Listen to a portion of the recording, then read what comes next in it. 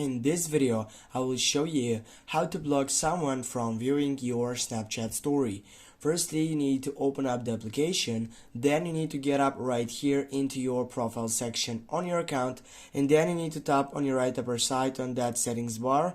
Just click on it, and then simply you're gonna find out many different options in which you need to scroll down and take a look on the right option in which it is on Who Can site. Yeah, scroll down, and if you get here, you're gonna see now you have that set up for Who Can, or simply changing up the site section on privacy control.